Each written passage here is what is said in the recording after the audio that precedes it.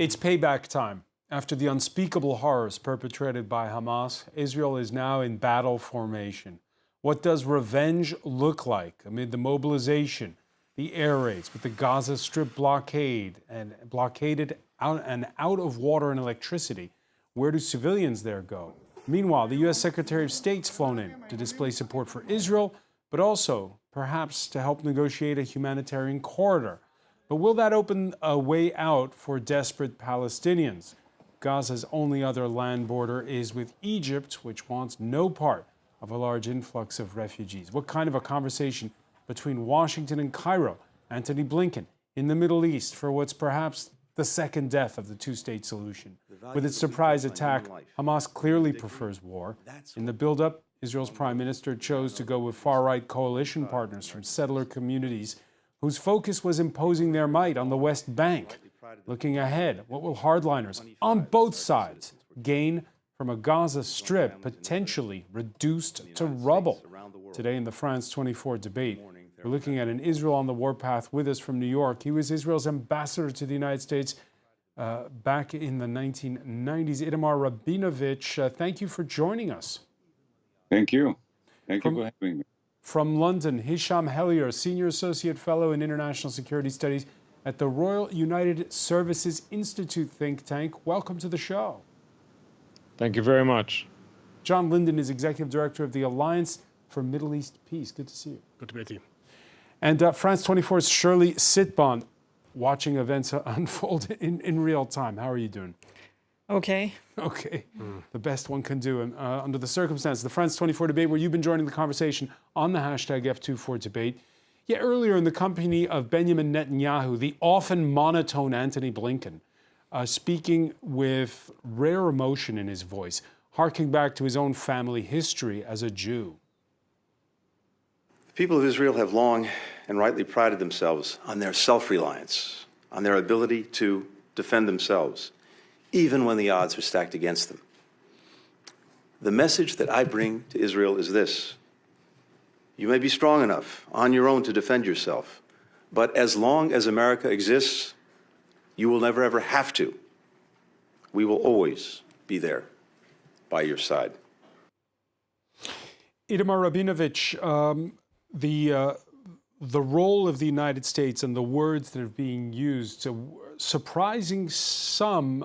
We were speaking earlier with a former member of the Israeli parliament, Daniel Ben-Simon, the journalist who's with the Labour Party, saying right now, Joe Biden seems like the messiah in Israel. They weren't expecting this kind of support? No, I think he went beyond the normal expectations. He's known very well for years to be a friend of Israel, a supporter of Israel.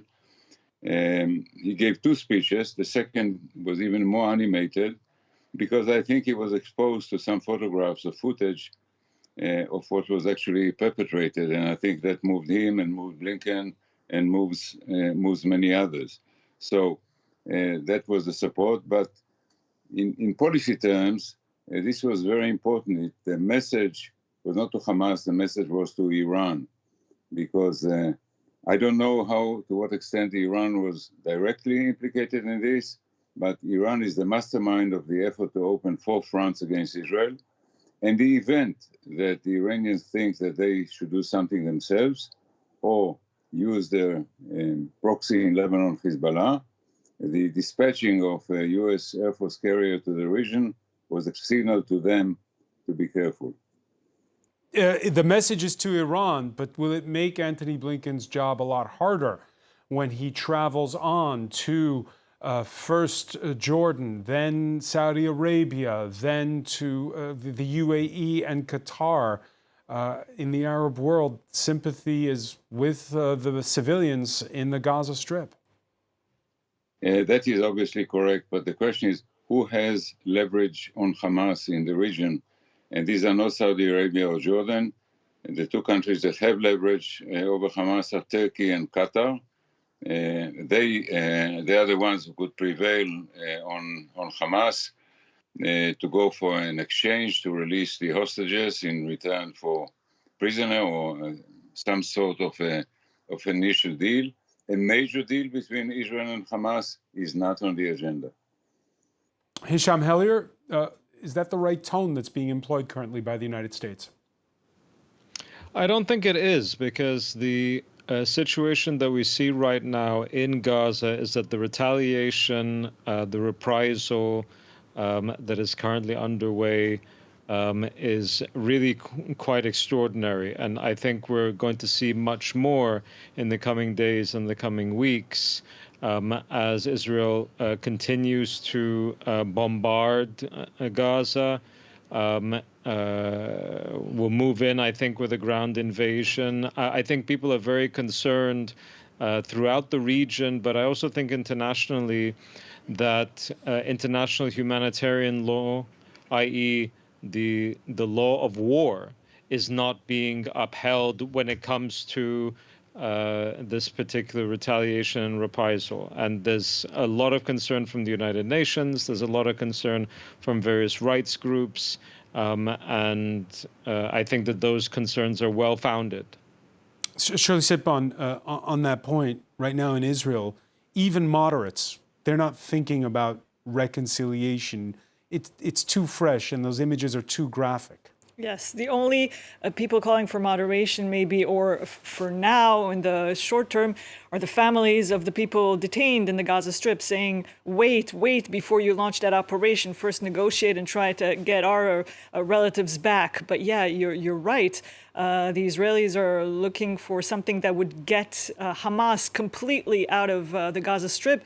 And they got some reinforcements from the Americans, since today, Antony Blinken again said it was their duty to ensure that this never happens again. Hamas has one goal, he said, to destroy Israel, kill Jews, and you have to ensure that this never happens again. So basically, the question is how far they will go to uproot, to get the Hamas leadership and Hamas altogether out of there. Antony Blinken also calling for, quote, every possible precaution to avoid harming civilians. Again, his hosts, though, they're focusing more on the enemy. And just as ISIS was crushed, so too will Hamas be crushed. And Hamas should be treated exactly the way ISIS was treated.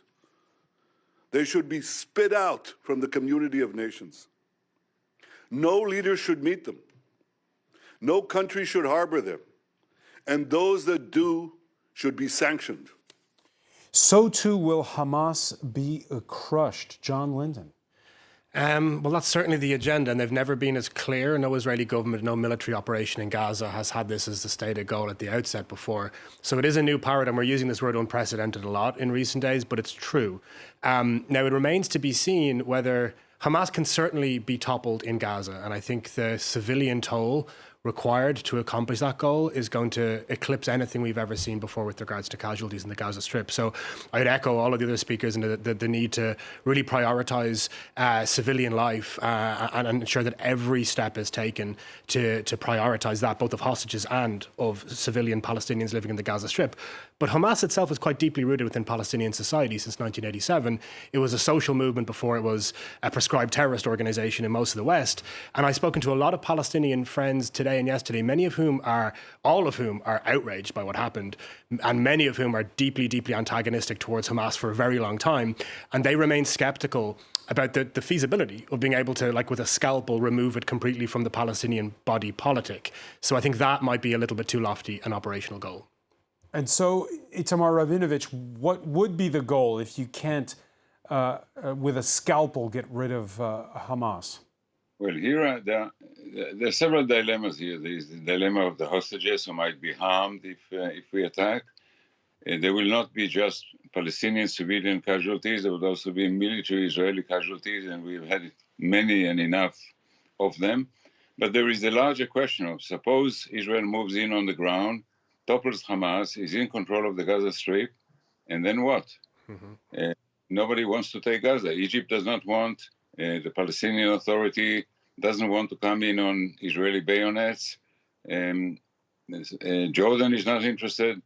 So the question is that, and Israel, of course, if it conquers the Gaza Strip, will stay with another 2 million Palestinians under its control, which is not the purpose.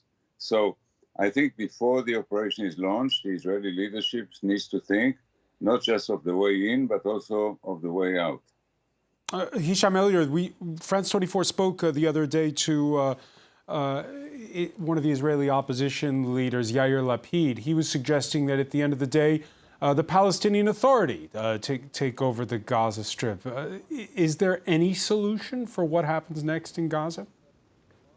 I don't think anyone's really thinking about solutions at the moment, at the present moment in time. I think at the moment, you know, an Israeli journalist called Lisa Goldman, she said that the country is in a state of quote unquote war psychosis.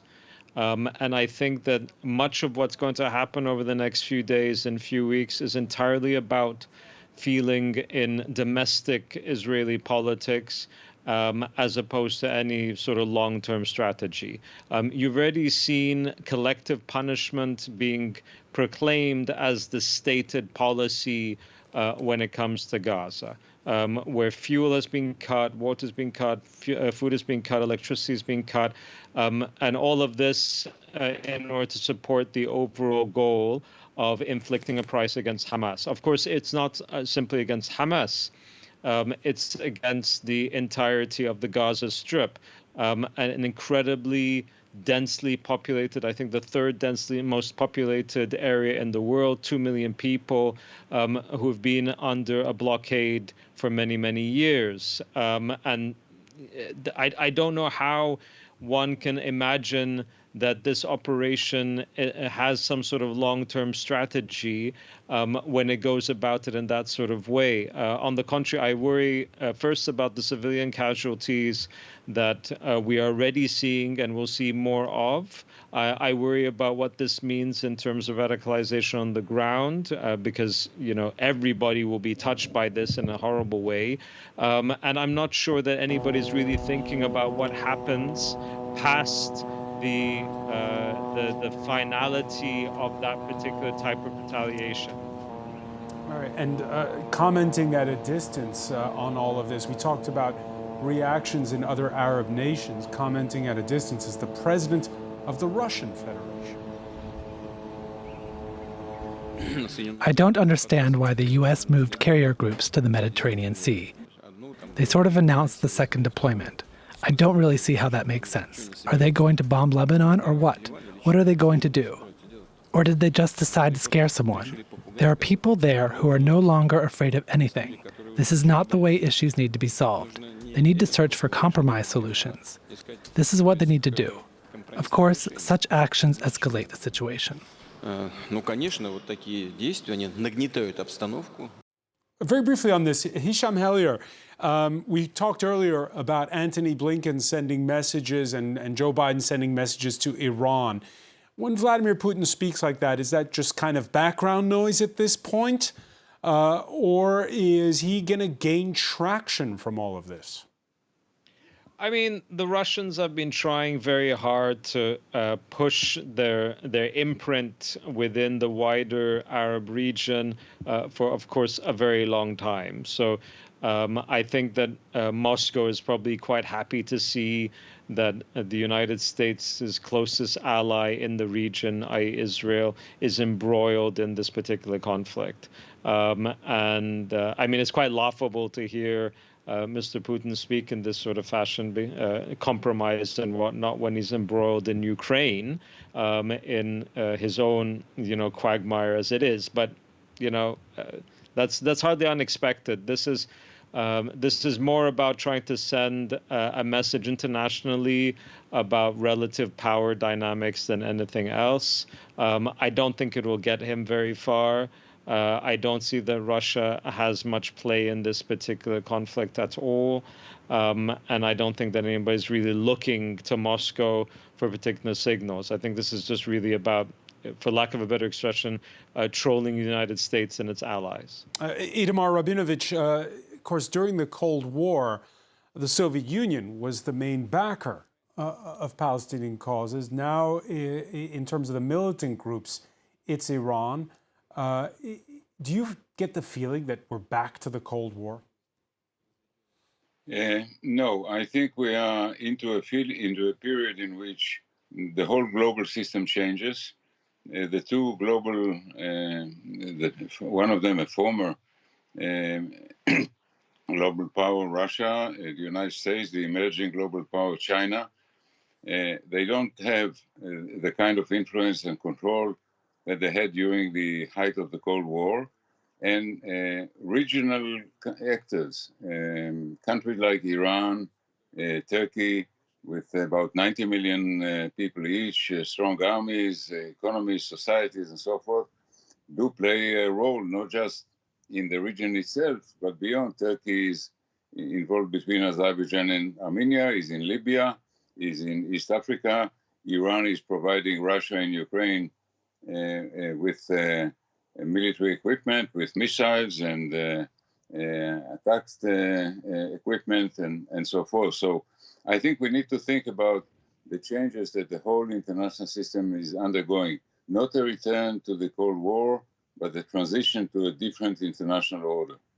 Closer to home, there is the question with each passing day of what happens next when it comes to that Rafah border crossing between Egypt and the Gaza Strip. Egypt's foreign ministry saying it has not officially closed its main crossing with Gaza, but that Israeli airstrikes have prevented it from operating. It was closed again this Thursday. There's been talk of aid and fuel going through. Is one of the issues discussed when Antony Blinken was meeting with the Israeli Prime Minister. Cairo pushing back against proposals to establish corridors that would work two ways. Into Gaza with food, fuel, and medicine, out with a possible exodus of Palestinians from the enclave. That would have grave consequences on the Palestinian cause. That's the official line. Speaking Tuesday, Egypt's president refusing to open the door on domestic grounds. Safeguarding national security is my top responsibility, and there will be no compromise or complacency under any circumstances. Otherwise put, we don't want any Palestinians, John Lindy? Yeah, I mean, this has been a long-standing position of the Sisi government. It kind of ebbs and flows, but some of it's related to the sort of quasi-civil war in Egypt after the revolution, and a sense that Hamas had aligned themselves with Mohammed Morsi. And all of this is politics and ideology at the expense of ordinary Palestinians in the Gaza Strip. I think the overwhelming logic and rationale for the entire Arab world is to create this humanitarian corridor to allow Palestinians, particularly those who are sick, infirmed, elderly, and the hostages to leave, to allow medicines, diesel, water to provide access. And I think with Egypt, I know that Tor Wennesland, the United Nations Special Coordinator, was in Cairo today. Obviously, Secretary Blinken is conducting discussions with them too. The Egyptian economy is in crisis, true crisis, and has been now for over 2 years. And I wonder whether there's a number. At this point, not only for the humanitarian crisis inside the Gaza Strip, but also the geopolitical consequences. But if Israel puts them in front of a fait accompli, if Israel reduces Gaza to rubble, like really reduces it to rubble, the Palestinians are going to have to go somewhere. Well, I mean, this is such a dark conversation. Not if Rafah isn't opened. I mean, there is plenty of precedent for Gaza being, now, not at the scale we're seeing now, but being really, really heavily damaged with no exit for Palestinian civilians for the majority of that time. We had 50 days almost in the war in 2014. Very often there'll be pauses in hostilities to allow things to come into Gaza, to re-equip, not very often, sometimes, to re-equip hospitals and to provide basic care.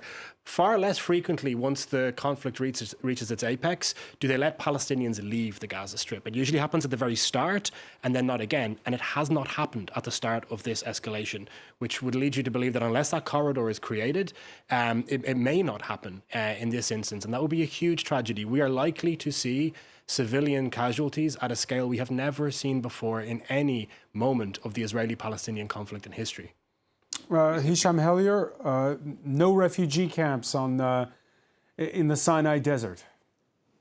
Okay, so I want to put out a particular point here that I think is perhaps a little bit absent when it comes to the humanitarian corridors. Now, on the one hand, Cairo did say that they wanted to send aid in, and the very clear signal from Israel was that if anything came in, it would be bombed.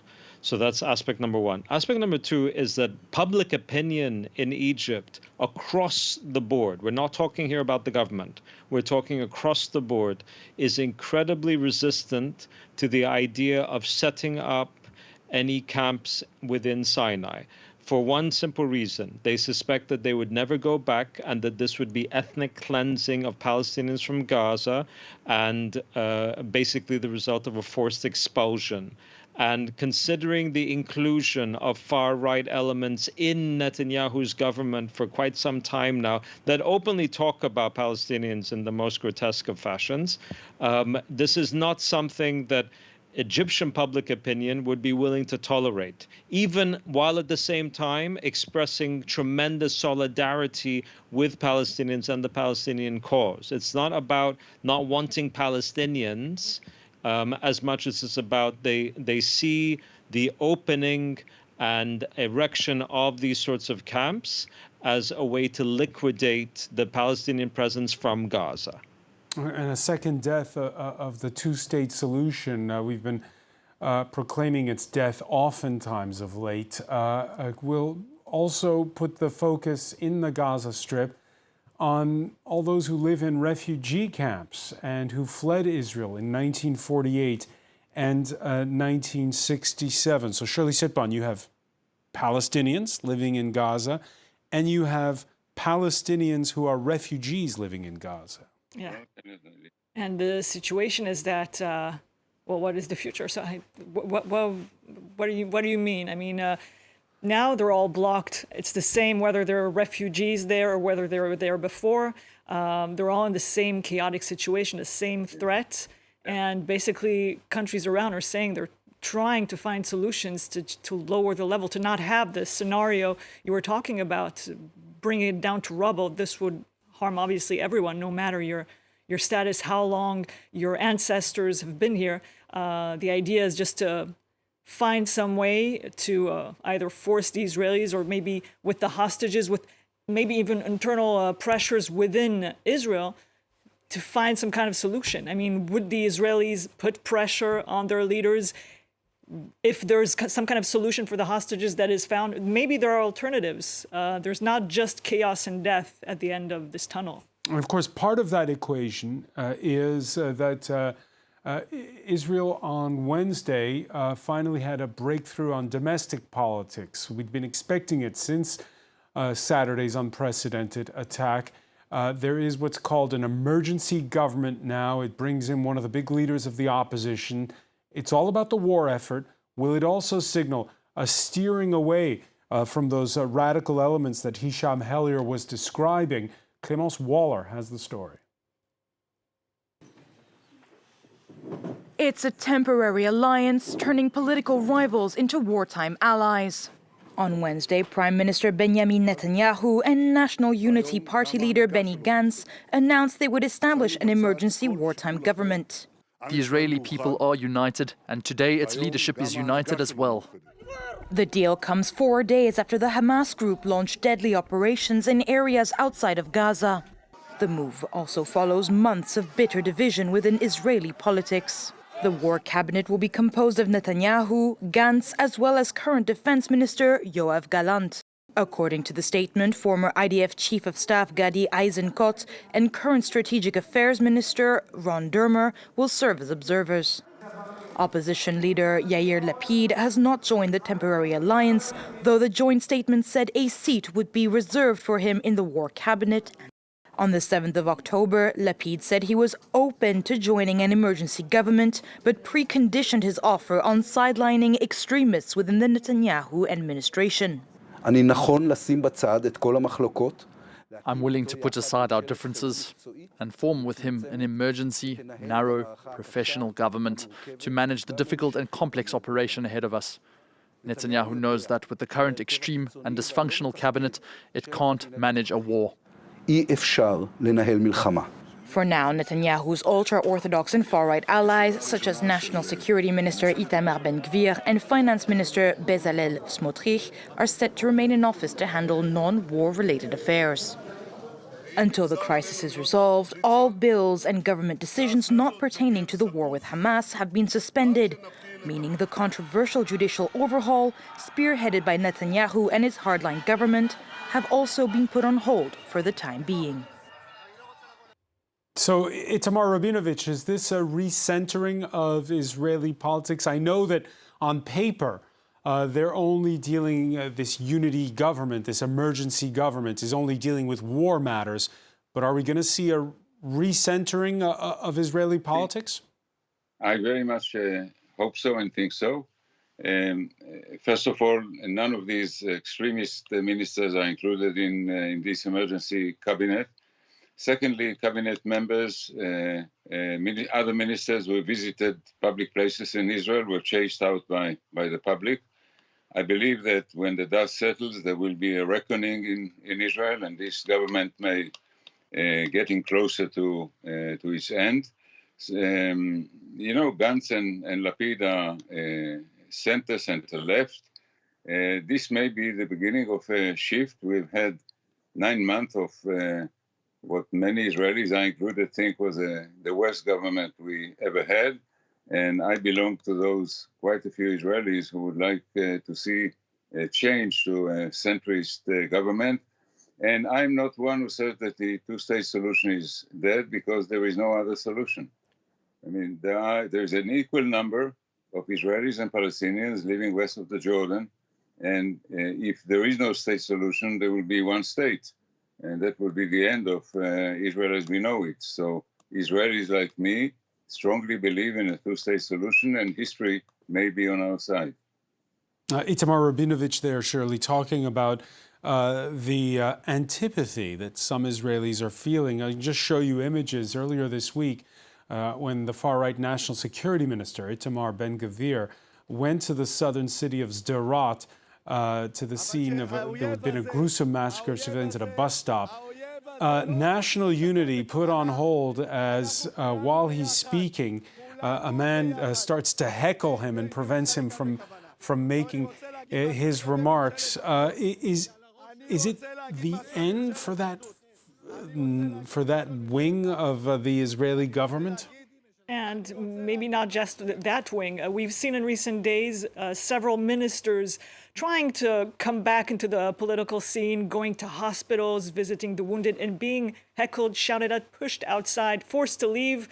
Really very, there was no physical aggression, but they were shouted at very clearly, saying, you destroyed everything. Many people telling them, you are dangerous, you destroyed this country. And telling them, there was one doctor pushing out of a hospital the environment minister, Idit Silman, saying, we want to be united with right-wing people, left-wing people, centrists, but not with you, because you ruin everything with your political maneuvering, with your tricks. You've degraded this country. But forgive me for playing devil's advocate here, Shirley. Is it because those who were targeted last Saturday were from the pro-peace camp? It was festival goers. It was people in kibbutzes. For sure. Now, the anger is even stronger because the people who were targeted are mainly from that area, so they were already hostile to this government. But this brings to light this division, and everybody says that, obviously, there's not just one reason for this failure, but the fact that there's so much division, the fact that the government focused so much on these extremely critical and divisive legislations. This has torn apart the country. This has weakened the army. So this has brought the situation. And there's so many failures here. It's just difficult. They're just starting to understand it. But they're saying, we're analyzing this, but it'll take months to understand. I totally agree with Shirley. I mean, if you just think about it, it's the most seismic event potentially in Israeli history. That's the terms that it's been talked in. More people died on Saturday in one day than died in the entire Second Intifada. More Israelis died. If you think about the effect the Second Intifada had on Israeli politics and society, it was seismic. It completely reoriented Israeli politics. I expect nothing less to happen in the aftermath of this war. And this war is only just starting. And I think there was polling released today that showed that 80% of Israelis hold the government in some way accountable for what happened. In such a polarized country, That's the first time I've seen 80% of Israelis agree on anything in quite a while. You see, as was mentioned by Shirley, ministers being chased out of hospitals, being abused. The other thing as well, talking to many Israeli friends over recent days, is the collapse of the state in the aftermath. You know, there was people who were being held hostage, friends of mine, for 10 hours in their kibbutzim on the Gaza border, and they were rescued by their father, who drove down from Tel Aviv, a retired officer in the IDF. We had, you know, an ambulance driver from Iksal, a Palestinian citizen of Israel, who drove down also from the north of Israel to assist and was killed by Hamas when he did so. This was civil society in Israel stepping up and actually showing a high degree of solidarity, but the state was missing, and it happened under Netanyahu's watch. But I'm sorry, John, I'm haunted by something Hisham Helier said, which is now we're going to enter this phase where day after day there's going to be the pounding of the Gaza Strip. That doesn't necessarily bode well either for the way Israel's perceived abroad, but also does it simply mean that Israel will just be more radical in a different form? It's yet to be seen. We don't know what is going to happen. There will be a rallying around the flag. We know that from previous sort of escalations. But we also know that once the dust settles afterwards, Israelis can be incredibly critical of how their government performed. Think about the Yom Kippur War or 1982 in the Lebanon operation. Like, governments fell over incompetence in wartime. And I think the international question is also super important. There is so much support for Israel internationally right now. I've never seen anything like it, wall to wall across European states that are often critical. The United States, you heard President Biden, Secretary of State Blinken. I would encourage far-sighted Israeli statespeople to consider that and consider the opportunity they have to be able to take a path here. Number one, I think that could really help to take a long-term approach that can be better for Palestinians and Israelis, because the devastation in Gaza, if things really, really go down a dark road, not only the human fallout, but also the radicalization, the dehumanization, the scars will be with us for a very long time. And finally, the geopolitical part in the region. It's very dangerous. We had yesterday, for a moment, a sense that Hezbollah had entered the conflict. And you imagine suddenly the reverberations, because then Iran is fully in. We have a failed state in Syria with militias all over it. We have already the war in Ukraine. We have an incredibly unstable moment in the world. And this is why I hope the new people coming into this security cabinet, this war cabinet, will be able to take that long-term measured perspective about what needs to be done now in the short term, but also the consequences that will reverberate over the longer term. Well, Hisham Helier, here in France, after the wave of terror that we saw in 2015, there were those that predicted the reaction would be that clash of civilizations that ISIS wanted. It didn't pan out that way. Do you hold out hope that things could turn out the way John Linden is describing? So I'm not a big fan of the clash of civilizations thesis, and I don't think that it holds. My concern is that what Israel saw on Saturday, it has never seen before. It has never seen this amount of death and killing within Israel itself, Israel proper, since probably 1948. The reprisal, the retaliation, frankly, the revenge that it is seeking to exact, I think, is going to flow precisely from that sentiment. If you think back to 9/11 in the United States, and I would say multiply that sentiment many times over, and then I think you see what you're talking about, what we're talking about when it comes to Israel today. The amount of dehumanization in the language that is currently being preferred by Israeli politicians across the spectrum, I think is very dangerous. And I think it's something that, unfortunately, far too few in the international community are taking stock of. On the contrary, as John pointed out, there's full throttle support for, quote unquote, Israel's right to defend itself. I saw prominent Republican politicians yesterday saying, with regards to the Gaza Strip, flatten the place. Okay, we're talking about killing on a mass scale being presented as a way to defend. It won't be defense as much as it will be mass casualties of civilians that have nothing to do with Hamas in the first place. I mean, Hamas came into power in Gaza in 2007. Then there was a blockade. The people of Gaza haven't had the opportunity to do anything in that time period. I'm very concerned that over the coming days and weeks, we are not going to see enough pressure being brought to bear on the notion that Israel's right to defend itself is subject and restricted by international law and specifically international humanitarian law, and that the repercussions of that are going to be significant, most of all, of course, for Palestinians in Gaza, but also for the region more generally speaking. We had a journalist at the press conference given by the U.S. Secretary of State earlier who talked about 9/11 and when the U.S. squandered the goodwill it had from around the globe with ill-conceived and ill-thought-out campaigns in Afghanistan, in Iraq. That fear is real. The New York Times columnist Thomas Friedman writing a piece where he says what Israel's worst enemies, Hamas and Iran, want is for Israel to invade Gaza and get enmeshed in a strategic overreach that would make America's entanglement in Fallujah, Iraq, look like a children's birthday party. Itamar Rabinovich, you agree with that posit?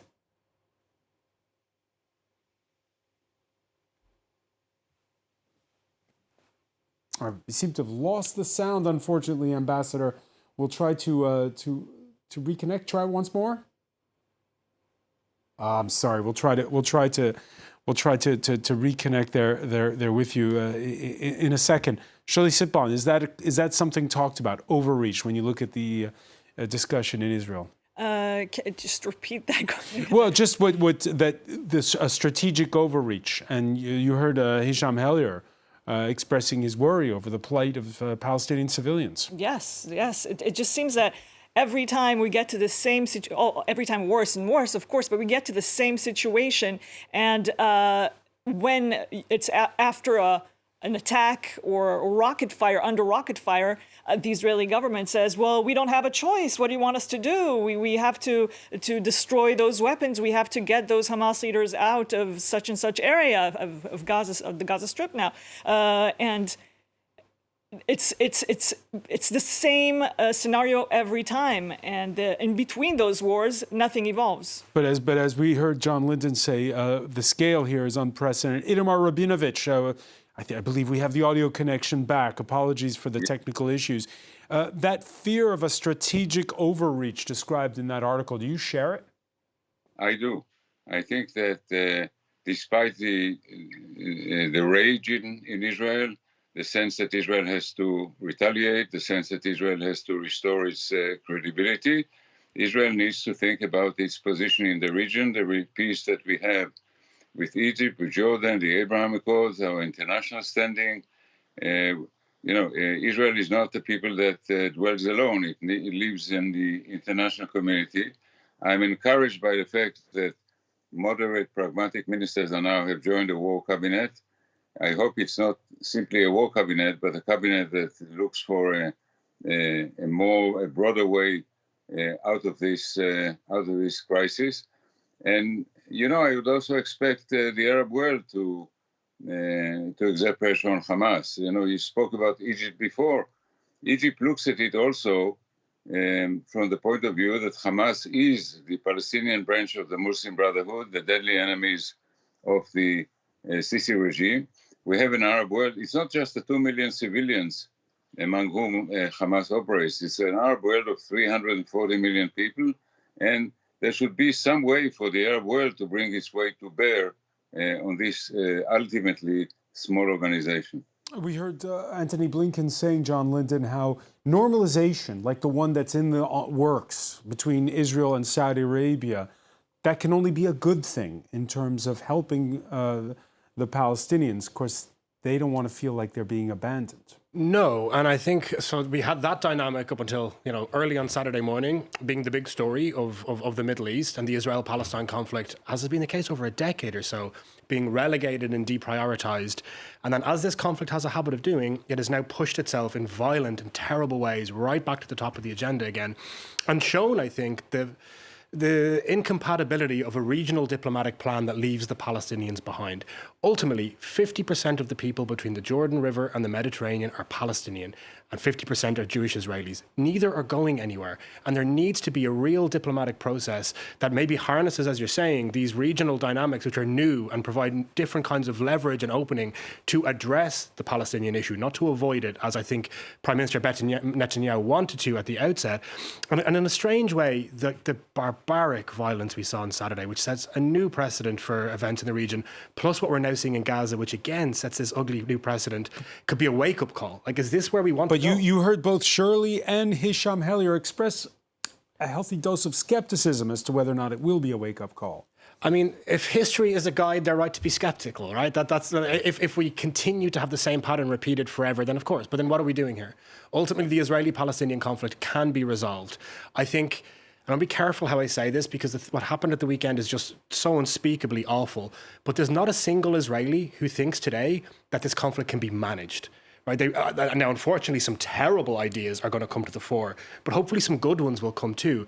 The idea that we can just, build walls and erect these fences between Israelis and Palestinians and leave military occupation in place and allow the situation, corruption in the West Bank, the extremism of Hamas to just fester and continue and think that things can go on like that forever is fallacy. And I think now people recognize it's a fallacy.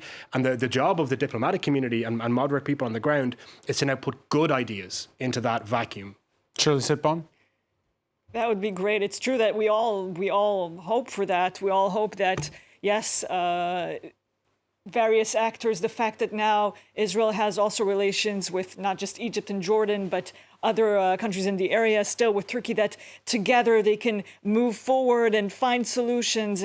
But there's a lot of skepticism. We can hope that the United States, as they say, want to limit. They talked today about the rights, the natural legitimacy of the Palestinians, their rights to security first, to liberty, freedom, dignity.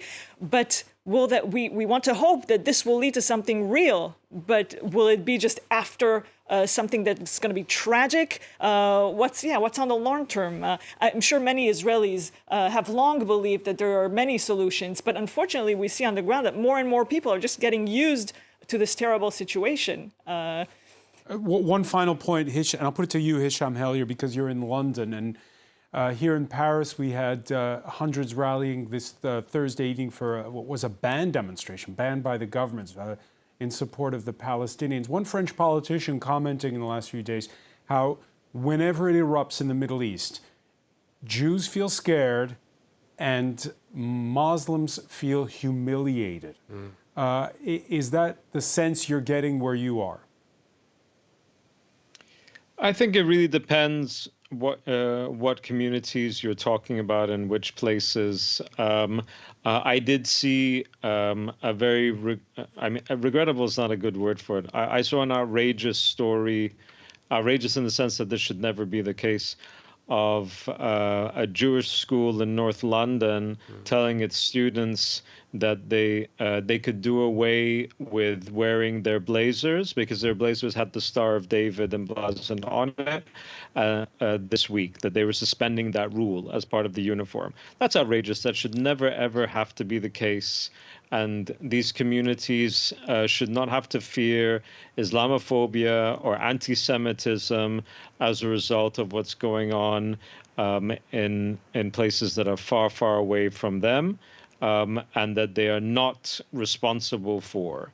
I do have to say that I've been very disappointed with the public rhetoric around this particular issue, because again, we're talking about dehumanization. There was I think he's the editor of the Jewish Chronicle who, put out this statement talking about how Muslims writ large were in the throes of a death cult, and that we had to accept that and understand it. And he put this into a book about Arabs more generally. When you use language like that, you are simply inviting anti-Muslim bigotry in the same way that when you say similar comments about contributing Jews. to that negative spiral. We're out of time, unfortunately. Hisham Helier, I want to thank you so much for joining us from London. I want to thank Itamar Rabinovich in New York City, as well as John Linden, France 24's Shirley Sitbon. Thank you for being with us here in the France 24 debate.